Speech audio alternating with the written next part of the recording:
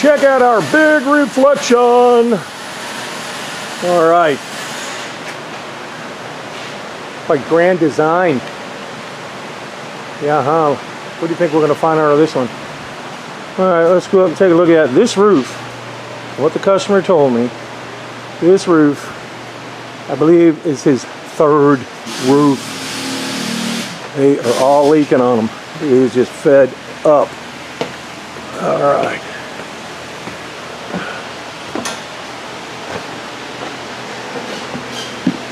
Put more on, moron. So you got this one. It looks like someone slobbered some more around that. And then they slobbered some more on there. So.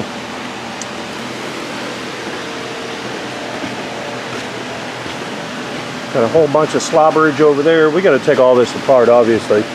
So these are not vents. These are access holes. If you ever want to run a wire, you kind of pop this cover off. Like that. And then what you do is you can go through there, I guess. And I don't know if I'm going to be able to get it back on there. Crap. We don't ever put them on. So, but that's what it is. It's not a vent. It can't vent.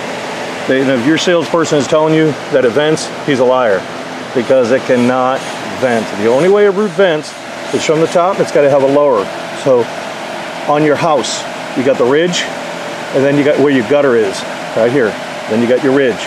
Usually up underneath here, you're going to see up underneath, they call that the soffit. You'll see ventilation up in there, which drafts it so it can vent. If you have no draft, it can't vent. So it's not a vent at all. But they've just been putting this on the same way as the manufacturer. And you can tell, see how sharp that is right there? And eventually, that one isn't, I don't see any cracking or splitting or anything in there, but you know, there's probably just tape under here more than likely. That's typically what they are. Pardon my poor videography here. Ta-da! I was right. Man. I was right again. That's all it is, just tape. So we're going to be putting a shoulder on it, and it's missing quite a bit over there too. You can see. Hey, we're going to put a piece of metal on there. We'll have metal flashing, that'll come around up underneath the roof. It'll help protect the edge anyways. So that's what we're going to do. We got to get the decking up, and we got to check all that. Check out what's underneath it. And we got more slobbered on here. Gee whiz, this stuff, it just doesn't want to stick too well. Let's see if I got something here, because I don't have any fingernails.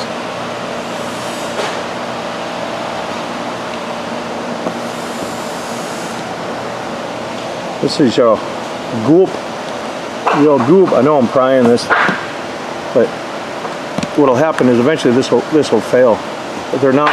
It doesn't stick to the plastic.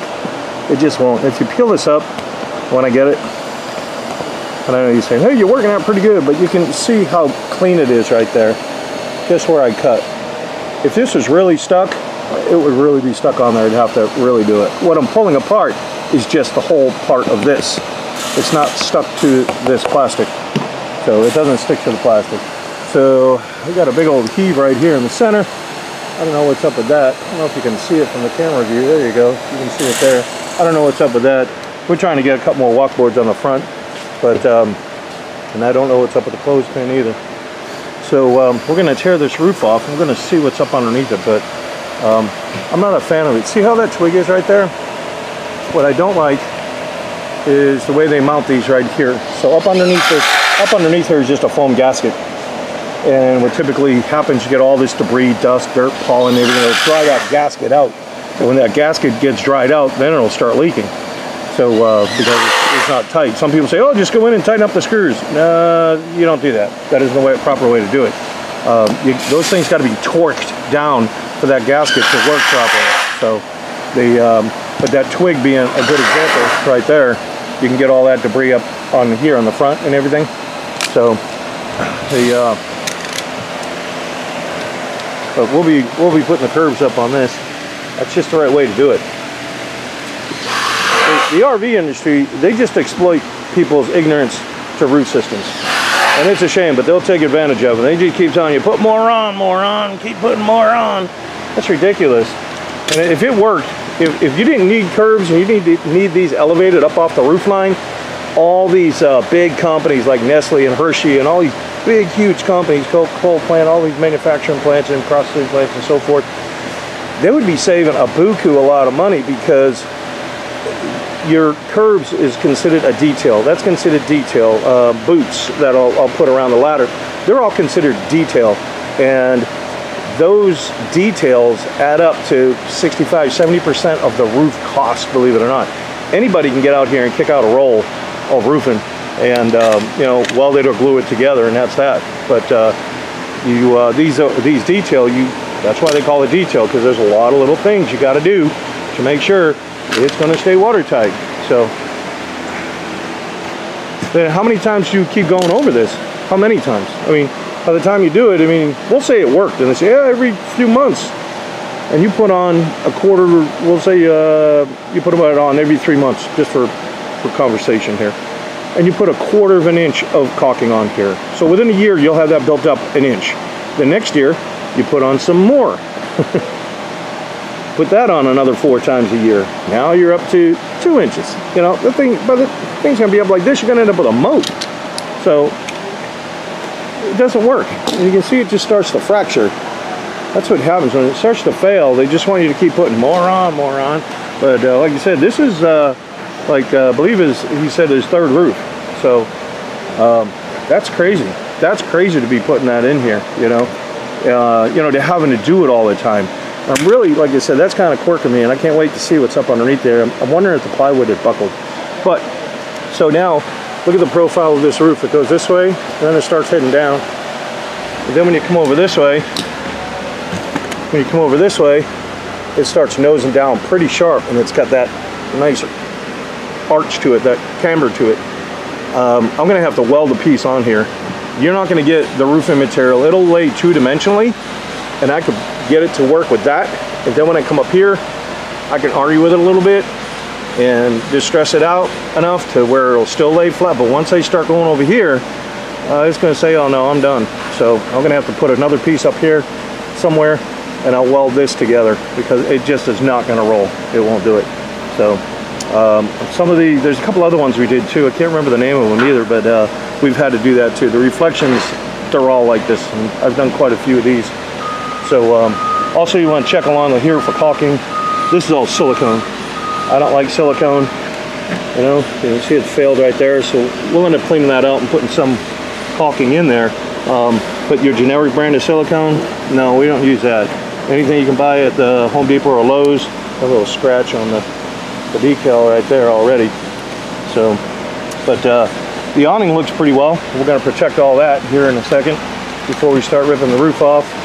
And it looks like it's had new awning toppers put on. Like I said, all of this here, I don't really like that. Looks like someone tried to put some, oh, that's the water. It was raining out. I was going to say, that's nice and glossy. It looks really good. It's wet. All right, so we got that. And then we come around the other side. Let's check out this these awnings while we're here. All of them look brand new. These are all single stitchers. You know, a rusty screw in there. We don't have to take these off. We're just going to protect them. Got some booger on there. And then some booger here. I don't know what that is. Probably bird crap, for all I know. Alright. So, I got a couple little stainings right here. This one's double stitched. That's better. That's what you want to look for, is see how the stitching is doing on all of these. So, like I said, we're going to wrap them up anyhow. We don't have to take them off. We're just going to wrap them. So they look alright. Alright, cool. Oh, got something here. That may wipe off. Cool. Well, let's get this thing opened up. Let's see what's up underneath it. Alright, so check this out. Fine craftsmanship. There's the old decking underneath there. And they just put a piece of Luan on top, and they just stapled it down with these little staples, the Luan on top. But that's just 1/4 inch staples, which brings me to my next situation here. Now you can see what's going on. It's got the Humpty Dump. I've got to do the Humpty Dump. That's that luan is popped, probably because of the staples and also the way it's flexing right there. It's but anyhow, we fix. But that's what's underneath that is the old roof. A lot of them do it. A lot of them do it. You go, hey, I want a new roof on there. You go, yep, sure. They give you a price, and you don't know the whole scope of everything. And how are you going to know? How are you going to know if they actually tore your roof up and checked everything and did all that? How? You're not. Because once it's done, hey, did you do this? Yeah, sure did. Hey, did you do that? Yeah, sure did. Yeah, oh, you took all the decking up and replaced it with new? Yep, all new decking. Yeah, that is new decking. They didn't rip up the old. So let's get to work. So what they did is this thin piece of 1/8 inch, they did glue it down to the original roof deck. They did that. They removed the old roofing material, and then they just skinned over this instead of taking that up. So that's what we're trying to do, just get it all loose. And then you can see we don't have any, got like a staple mark there. There's a couple on the edge. You know, they're just not known for having good fasteners through all the trusses. But nonetheless, I mean, we're gonna staple the heck out of it when we put it down. You cannot, like the 1/4 inch staples that they used on there, because they just tacked down that luan. And that's what they had to use for it. And again, I'm not a proponent for it because you can see the way it did. I would never have done it this way. But if you were to use screws all the way down here, this is not OSB or a composite. So what would happen is if you put a whole row of screws there, and as thin as that is, you'd split all that. So you can't, you have to staple it down. But the other thing is there's no glue. You have to have glue on these things. The adhesive, it acts as a buffer so the fasteners aren't taxed. When these things are racking back and forth and just flexing all over the place, that energy has to go somewhere, and it's going to go into those, like those screws right there. It'll go in there and it'll start wallowing out the screws. Well, maybe if the screw is tight, then it'll start wallowing out a hole maybe on the sheathing, right? And eventually it's going to work loose.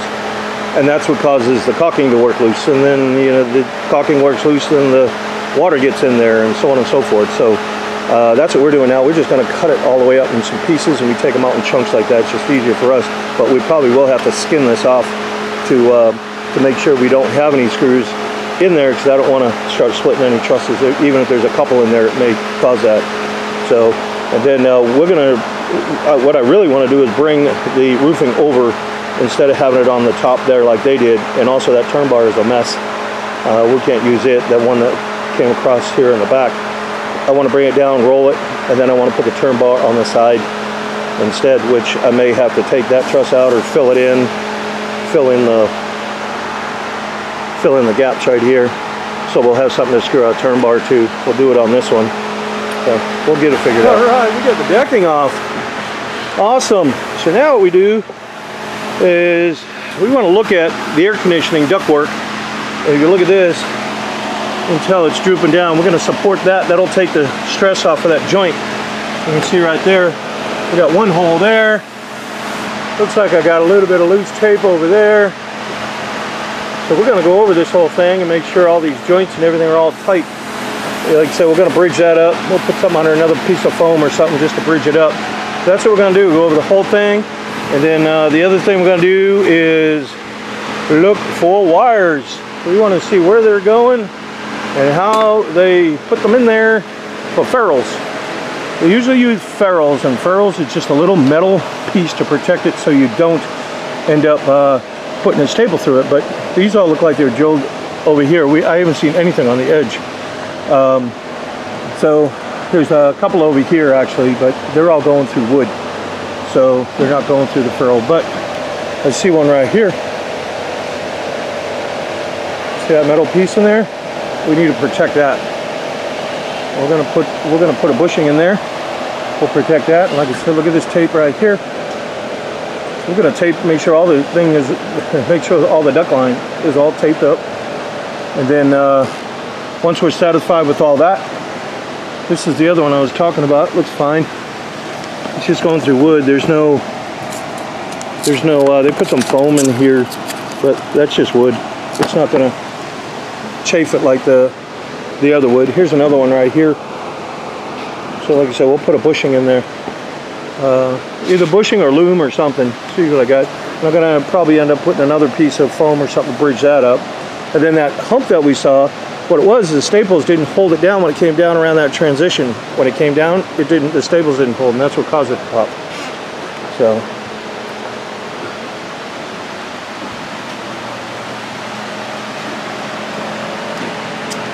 See what else we got? So we got another one right here. I just want to put, they don't look like these ones. Don't, oh, you got a little pinch right there. See that little tiny pinch? After a while, that little pinch may cause that wire, you know, to get compromised. So like I said, that's why we put them in. I just keep looking around, but so I'm just going over the whole thing to show you what we got on our roof deck here, or the underside. And then we'll be putting a new roof deck on. Now this one here's got one in it. Let's see what that did. See those little bites in there? You don't want that. You don't want, you know, you go somewhere after you leave here, and if one of these wires are compromised, and you go a few hundred miles, and then you go to turn something on that doesn't work, because that's the last bit of that wire, and now it's compromised, something's shorting out. First thing that anybody's going to do is call me and say, hey, something ain't working. You put a screw through something. Well, we don't do that. Even when there are screws or whatever, we put plates all over them and everything. So we'll check all of these though. We'll check everything over, but overall, I don't see any rot. I don't see any bad compromised wood or anything. So, like I said, even like that right there, this is where all your air goes. So, all right, back to it. Oh, even here, right there, we'll tape that up too. See it right there in the corner. So I filled all this in. You can see we glued it all in. It's going to stay. That stuff is super strong. You'll end up ripping the grain apart. But we put these pieces in because I got to screw the turn bar on the back side here, and I can't screw it into this little stuff. I won't have enough. So we put that in. The other thing, these are called, they're just bushings. These are electrical code on commercial and residential applications for what they call BX cable, which is flexible metal cable. So this one doesn't need one, but some of the other ones that I have shown you need them. Okay, this is a sharp conduit here. I already showed you that. So I put one in here. I got one in here. I only have a few left. So what I did on some of the other ones that I could do is, instead of using these ones, these are just a piece of loom that I had. So I just put it in there. And I got one down there.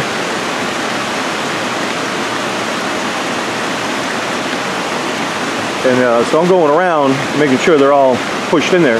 Some of the other things I don't like, which I just noticed over here,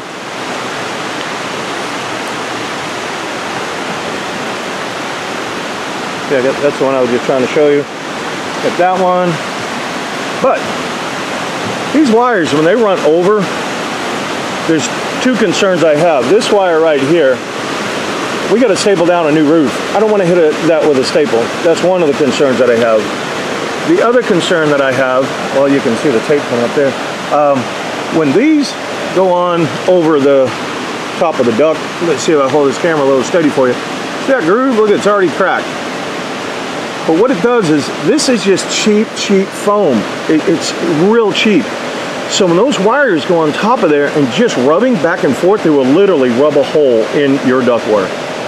No joke, it will rub a hole in there. So we're gonna try to make those adjustments on here, because it just doesn't make sense. You may have to cut the ductwork and run some of these wires underneath there. The ones that really concern me, like even like this power wire, that concerns me, because over there,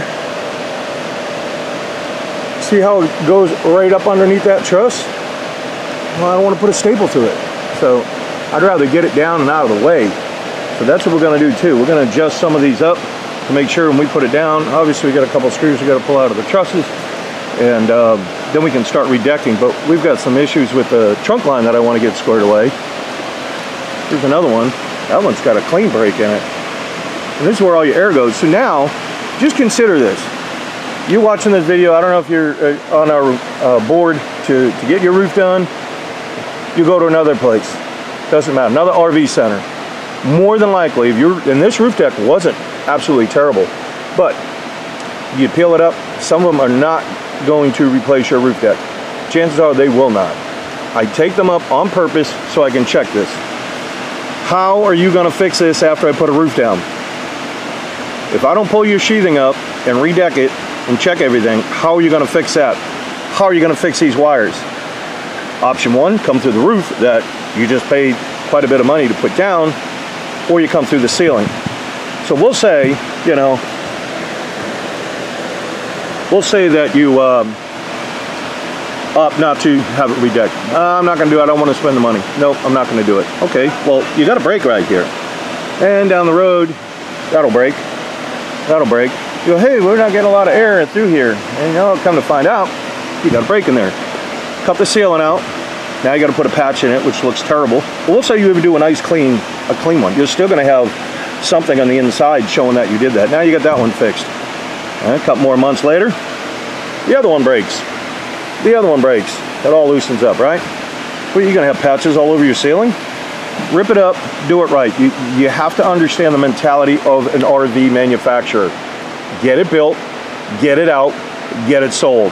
That's it. That is it.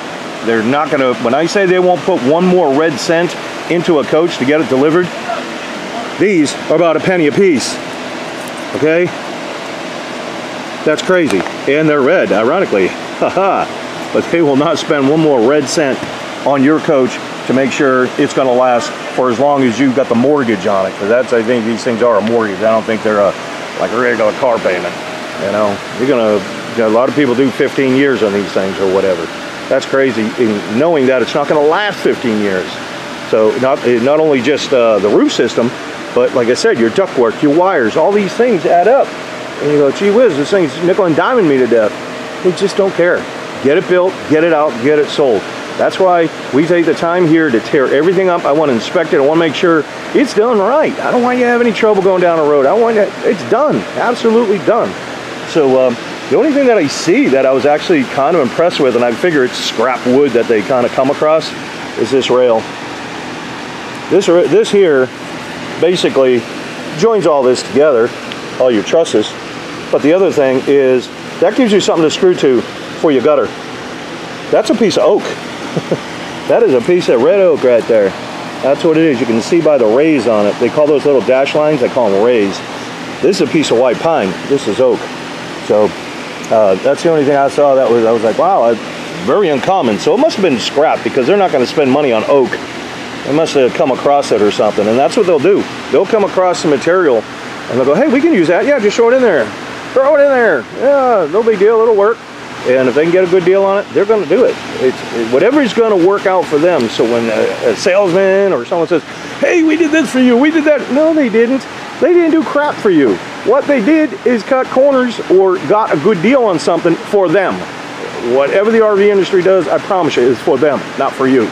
So this probably would explain why I don't have any sponsors, you know, because I call them out on all the junk that they do and all the crap the RV industry does and how they exploit people and fool people and go, yeah, you're all set, da da da da da.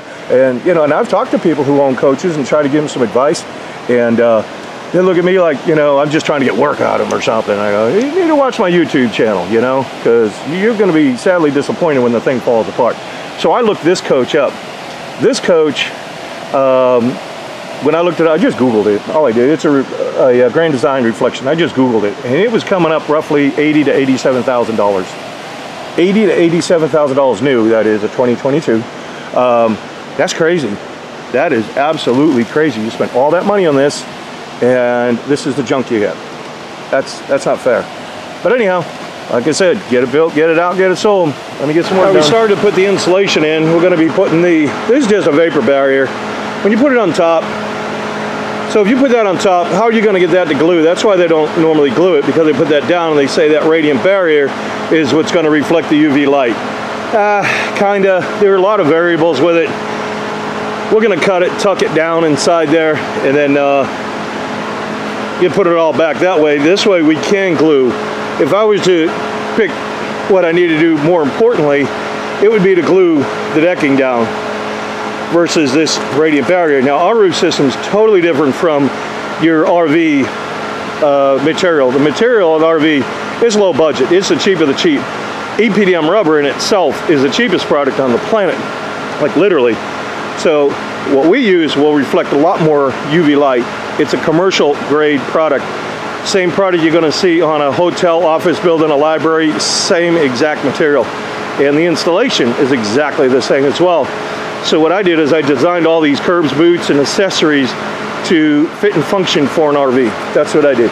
So, but it is a commercial roof, period. So what we did is taped up all the joints right here, taped all that up, and we fixed all these wires. We got all these wires fixed that were coming over. We got all that fixed.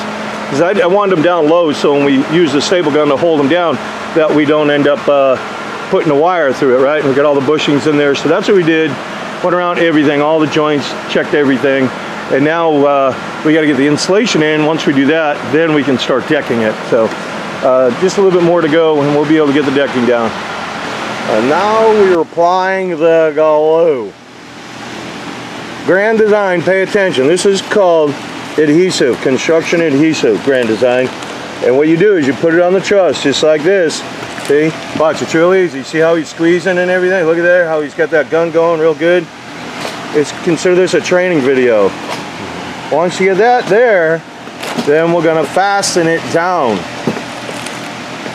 We use some fancy dancy staples so we don't split it. Pay attention, Grand Design. That's right. You don't want to be, you know, like Keystone and Jayco, do you? We are now commencing the fastenage. The fastenage.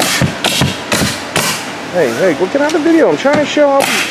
See, that's a staple gun, Grand Design, that we use for sheathing. Look here. Look how he's going. Look how many staples he's putting in. We are sparing no expense, Grand Design.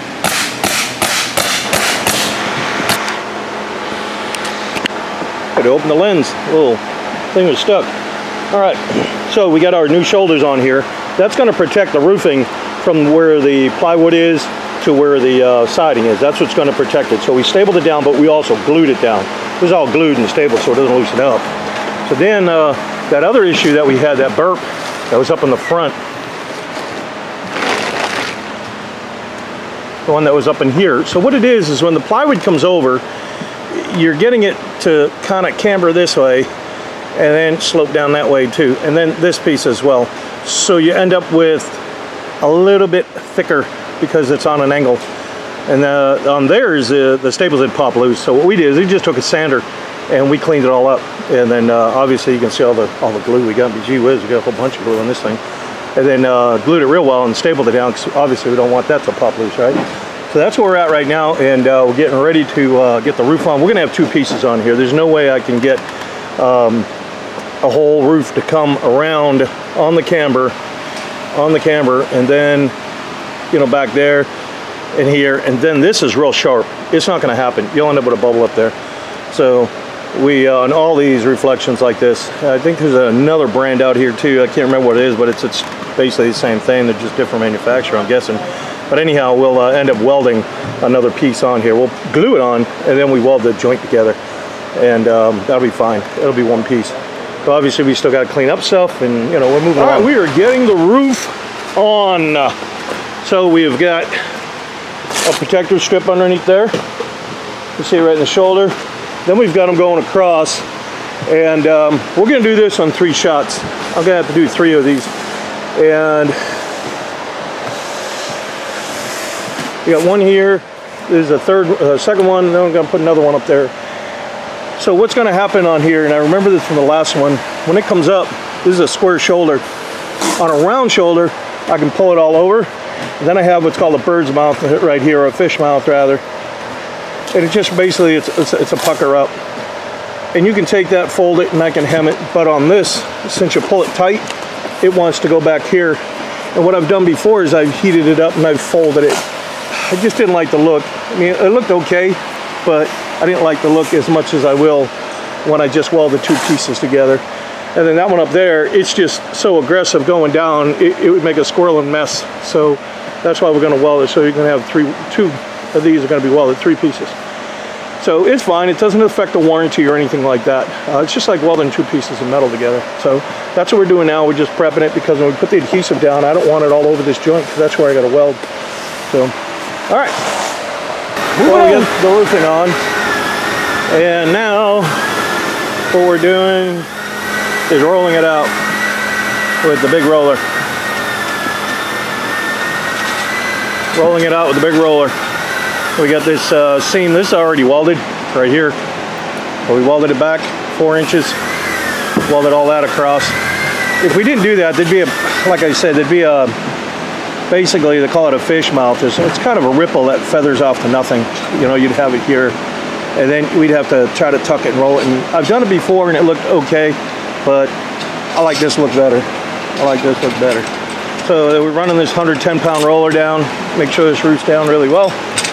And then we got another joint up here that we're working with. And then as soon as that's done, we'll do the same thing and weld it across. The other one that I was telling, I remember saying that there's a couple of them. The other one was a saber. I had to do the same thing to the saber. So if you have a saber or a reflection, something with this kind of profile of a roof, then expect to have a couple of welds in there. We are done with our reflection. So one of the things right off the top here, oh, I gotta get my logo on there, dang, I gotta do that. Right here, you can see we moved the turn bar onto the side. All that water can come off now. I want it all off the roof. I don't like it hitting and rolling if I can prevent it. Sometimes I can, sometimes I can't. Depends on the design of the coach, but we were able to get this one on. We got 2 strikes of caulking on all the edges and perimeter. So if you've ever ran a caulking gun and you start squeezing and going along, you'll hear it pop and crackle. You just injected an air bubble. So now these things rack, twist, shake, flex. They go down the road and that air bubble will pop. That's why we put 2 licks on there. What are the chances of having one air bubble laying on top of another? Probably slim to none. So we got our ACs on here. We got the stands in the back. Just gives us some balance. And got our nice boots on here. We got those all squared away, sealed. Everything's all heat welded. Everything is all heat welded. So I try not to move the camera fast. Got some comments, moving the camera too fast. Everything is all heat welded. There's a piece of counter flash. When the rain comes down, it'll hit that counter flash. This is counter flash, there's different types. This is a counter flash for the cover, but on these curves that I build and design, there's counter flash up underneath there. And I'll show you that in a second on something else because you can't really see it. Well, you can kind of see it over on this one. There's a little piece that overhangs. That little piece that overhangs on the top, that's counter flash. And basically what that does is deflects the water to move in another direction. So there's a piece up underneath there. Now the rain comes down, it goes below that counter flash and washes out. Up underneath here is just a foam gasket. I don't want any water getting sprayed in there, even from the wind as you're traveling. I want it all to come around that gasket. So, and you see we got the same on here, got counter flash on there, got the whole, everything's all heat welded in. If you look at the roof and you see a little bit of discoloration around there, that's the heat penetration that we do, because this, the gun that we use puts out 1200 degrees. So we had to put in this is another seam that we welded right here. We got that one on there, and then we had to do that one up top. And then some of this, like I got a little bit of a squirrel there. This material is really heavy. It's a commercial grade material. It doesn't like to do all this dance. And some of the designs on these roof systems make it hard for us to get it to look 100% perfect with no issues. Like for instance, and you probably can't notice this from the ground, but you can notice a little waviness here. There's nothing I can do about it. It's just the material is very thick and it's got a reinforcement in it. So this is the other one we had to weld right here. Obviously we welded all this. This is the counter flash I was telling you about. That's what that is. And then you can see on this AC, we've got another piece of counter flash there to go below the counter flash to exit out. We got all that. All this is sealed. We cleaned up all around here the best we could. That was a hot mess. And go across my little catwalk here.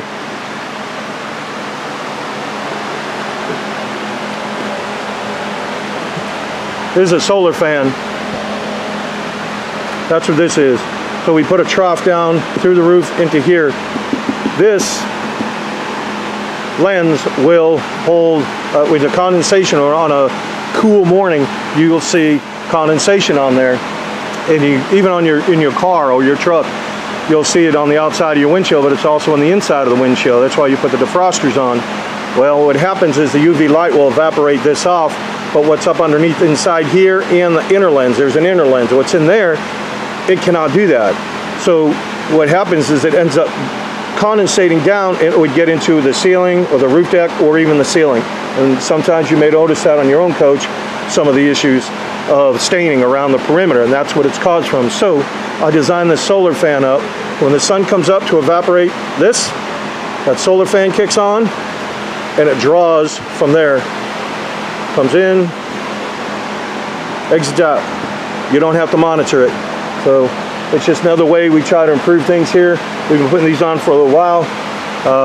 And when folks come back, and someone comes back with a coach and I notice a problem with whatever it is, a Winnebago or whatever brand or whatever it is, and I try to put that concern up under my hat. We fix that concern, and then we want to make sure that the next one we work on, hey, this is the same model, it's the same type, it may need this, that, the other thing. There's only a few exceptions on some of these. Winnebago is its own freak of an animal. And then, like I said, some of these roof systems like this, you may have seen me do other roofs, and I can get away with doing one weld up there. It depends on what it is. This one has basically a square corner, and some of the other ones have a rounded one, and that makes a difference in the way the material will lay as well, and where I can kind of maybe heat and weld something together to make it look much better. But otherwise, we're done. She's ready to go outside of my logo, which you've got to put that on there, and it'll say RVRI August 22. What is this? Yeah, August 22, I think it is. Yeah, look at my calendar. No, it's still July. We'll put July on there, and she's ready to go. It is July. Alright, so I'll get that together, and then the other thing I wanted to show you was this insert trim that we use. This is all special order. We don't sell anything. These are not DIY videos at all. If you get a tip out of it, awesome, but they're not intended for that. These are for the customer to see all the work we did to the coach, and we want to thank the customer for bringing this in to us to have us do it. Folks come a long way. You may be able to see that fella up there on that camper over there. That's a customer. We came all the way down from Minnesota, so he's just getting some stuff off his roof. But people come a long way for us to do it, and they expect us to do a top-notch quality job. So that's sometimes why we get backed up. If you're on our board, understand we got to take care of one coach at a time and address every problem with that one coach at a time. So but anyhow, that all being said, again, this isn't a DIY channel and we don't sell anything, but this is a special insert trim that I had a special order. About 2 miles of it. That was what was required before I could even get an order in. But the way this one is, you see the little grooves in there? They sit inside that track, and that's what keeps the water out. It locks it, you know, so it doesn't get down inside this actual lower track and run along. This is the junk that they use. That's the RV, so you can even take a look at that. Look how much thicker this one is. That's like 3 times as thick. They don't care. Get a bill, get it out, get it sold. So that's that. And then the roof system, this is a 60 mil commercial grade roof system. It's a TPO. This is the product right here. And underneath, this is what I was talking about. You can see those little squares in there. That's a mesh. And that's built in there, and it helps resist against hail. It helps resist against tree branches and things like that. If a tree branch did hit it, we can put a hot patch on this thing, be done with it. You don't have to replace the whole roof like other roof systems. It's not like that. So, but this is what's called 60 mil. And the way the warranty works, all warranty works the same way. Doesn't matter if it's Dycor or whoever. They're all the same. They will warranty the material. The material right here. They'll warranty this for 20 years, and they say that it will not do any unusual oxidation, any unusual fading or degradation. They will, obviously over time, everything will fail, but it's all unusual, but that's just for the material. Although this being a 20-year system, we don't have someone coming in here and, you know, paying to put a roof on here and it not perform for them. So we like to see the coach come back in 30 days, 60 max. You know, we like to give them a notice. Generally, we try to send out notices, emails, say, hey, you're up for an inspection, and so forth. But once it comes back for its initial inspection, then you come back every year. When you come back every year, we renew the warranty for another year. Come back next year, we renew it for that next year.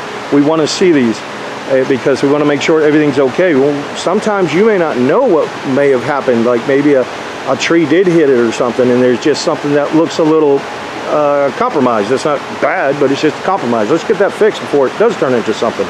So we like to look at the roof systems. We want to see how they're performing. That's what you paid us for. So that's how the warranty works. Other than that, I go make my logo, put that on there, and we'll see you on the next one. We got our logo on here. So I don't know if you want to call it a logo. Really, we put it there so we can see how the roof's performing over the years when it comes in for inspection. So August 22, I think I said July earlier, which it is July, but I just said the heck with it and did August. But it's going to be a few days, I'm guessing. I work so much, I don't even know what days they are. But the other good advantage to this here is, if you ever sold this, you know, this is still on warranty. I just had that roof put on, you know, August 22. It's still on a warranty. So, and that's why we do it, because we flip warranties. All right, thanks for watching. So, in our care package, we have caulking, we got primer, we have got 2 patches. Those are heat patches. We got a patch peel and stick patch. We got a checker tool. We've got a magnet. And the rest of this is just pens, keychains, brush, nozzle. Okay, so if we have a hole in the roof, it will simulate a hole. You can do hole simulations. We say we got a hole there. Here's your tree branch come through and you're like, oh man, I got a hole in my roof, it's leaking. That's what you want to do. And it's raining out. Right now it's raining, you're like, crap, I gotta stop that leak. You want to get in there, and if you can't get that nozzle in there, don't worry about it. Make it a little bigger. What you try and do, you need to get up underneath the roofing, like this. This is what we need to do, get up underneath the roofing.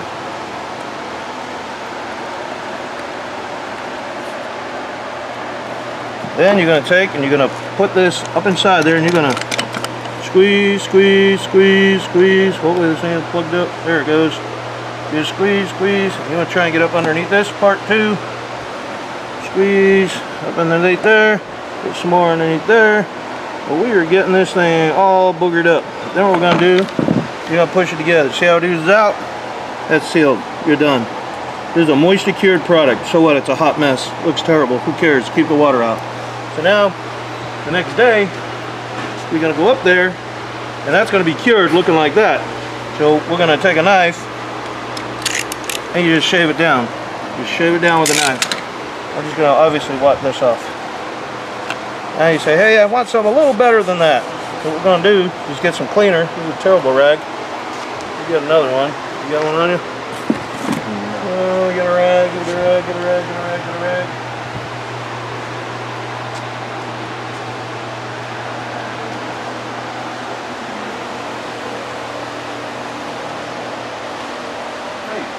What are you gonna talk about, man? Nope, just leave it alone. Oh, leave it alone right now. We're recording now? Are we on? Yes, sir. Okay. Alright, so now we cleaned it off with a knife. I just washed that off because it's still wet. Take that off. So now we got a patch. This is a peel and stick patch. We're going to take that, we're going to center it over there. Just take a pen and go around like this. I like to kind of put a dash like that so I know who's where, what, and where, and how. So now there's what I got. So in the package we got primer. We also have a brush. You're going to take that, you're going to go all inside the square. And you're also going to go outside this square about 3/8 of an inch. Outside about 3/8 of an inch or so. Once you get that, there's a film on the back. You peel the film, now you know which side you are, see, because there's your marks. And you peel that film back. Get the fingers in there to get the film off of this thing.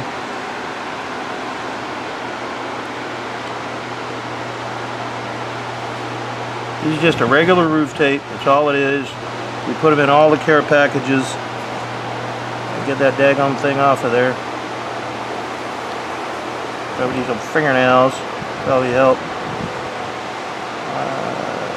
Come on. There it is. Okay. Oop, hit, there it is. Now you got the film. You take that film. So now we're going to line it back up with this We already got the primer under there. You just peel the film back, and as you do, you just rub it down like this. Sometimes that film will get a little stuck in there. This is just a butyl. You just kind of try to keep it as even as you can and flat as you can. Boom, you're done. There it is. So now, out here, this is where your primer is. You put the primer on there. You got primer there, and now you're going to put primer here. You want to prime all this area with your brush. Prime all that. Then you're going to come back, once you get it all primed, and you're going to put a little bit of caulking on it, just like this.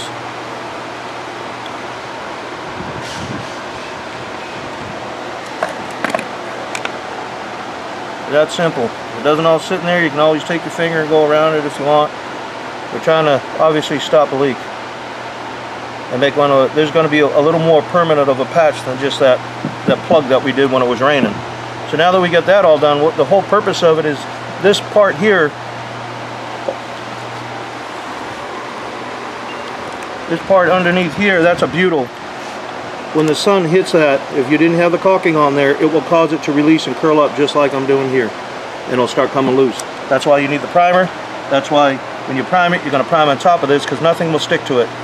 Nothing, the caulking will not stick to this patch, and it won't stick to the roof unless you use the primer. That's how you do a patch. Ta-da! All done.